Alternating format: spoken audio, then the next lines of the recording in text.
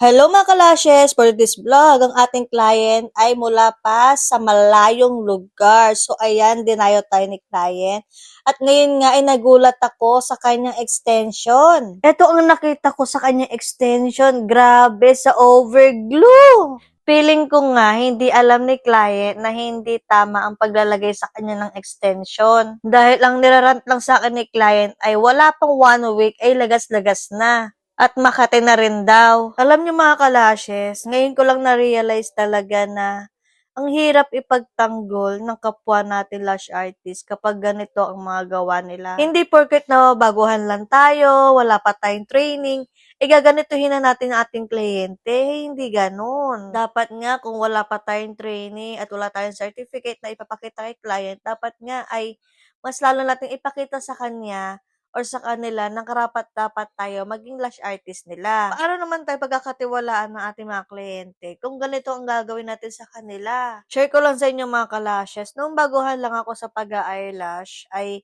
aminado naman ako na dikit sa balat ang aking ginagawa. Dahil nga wala pa akong training, wala akong alam-alam, basta naglagay lang ako ng extension. Pero I swear to God, ay hindi naman ako overglue. Hindi naman ganun kaganda ang aking gawa, halos isang size lang ang ginagamit ko sa aking kliyente. Marami din akong palpak na nangyari sa aking pag-eyelash, pero yun yung pinaka ginawa ko talaga na motivation or pinaka-ano ko talaga sa sarili ko na kailangan mabago ko yung ginagawa ko. Alam niyo ba mga kalashes kung paano nabago ang gawa ko? Nag-training ako para malaman ko yung mga bagay na dapat kong gawin, mga hindi ko dapat gawin, mga dapat kong gamitin at hindi ko dapat gamitin. Example, maling-mali pala talaga na idikit natin ang extension sa skin. And maling-mali din po ang overglue. At isa pa, malalaman din natin sa pag-training natin kung paano yung tamang pag-dip ng extension sa glue bago natin ilagay sa natural lashes ni client. Malalaman din natin sa ating training yung mga eye shape na hindi natin alam, di ba?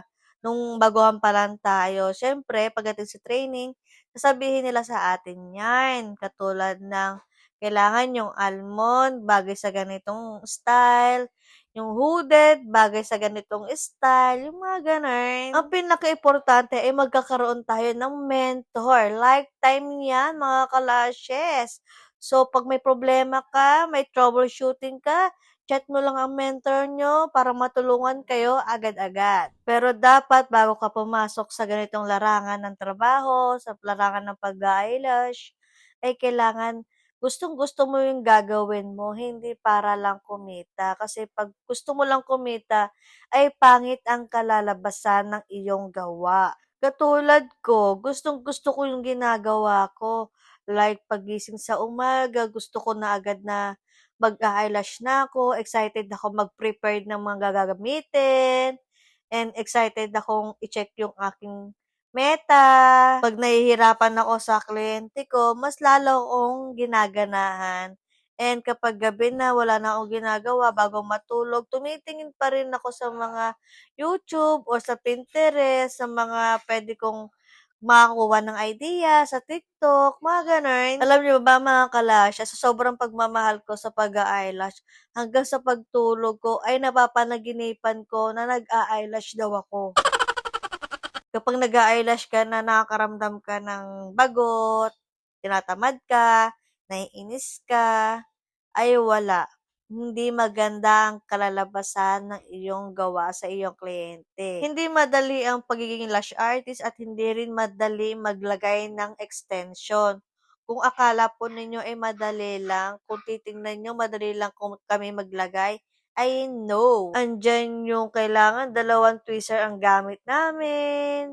Sa mga baguhan, hirap na hirap yung paggamit ng 2 tweezer. Alam na alam ko yan kasi experience ko yan mga kalashes. Hindi rin madali ang mag-proper isolation para maging safe ang inyong natural lashes at para maging maganda ang kalabasan ng ating gawa. Andyan palaging masakit ang aking balakang at sa pagiging lash artist ko ay na-experience ko magsuot ng salamin dahil nga nagkaroon na tayo ng stigmatism at nagkaroon na ng grado ang ating mata dahil sa pag-a-eyelash. Pero ox lang dahil gusto ko naman yung aking ginagawa at ang aking trabaho. Kaya payo ko sa mga kapwa ko lash artist dyan na baguhan or gustong pumasok sa ganitong larangan ng pag-a-eyelash, kailangan natin na may pagmamahal sa ating ginagawa, kailangan natin ingatan ang ating kliyente na hindi masaktan, at higit sa lahat, bigyan natin sila ng tamang serbisyo dahil binibigyan rin tayo ng tamang payment. At kung may extra ka na, mag-training tayo para mas lumawak ang ating kaalaman sa pag-a-eyelash. So, ayun lang. Thank you for watching. Bye! Mwah!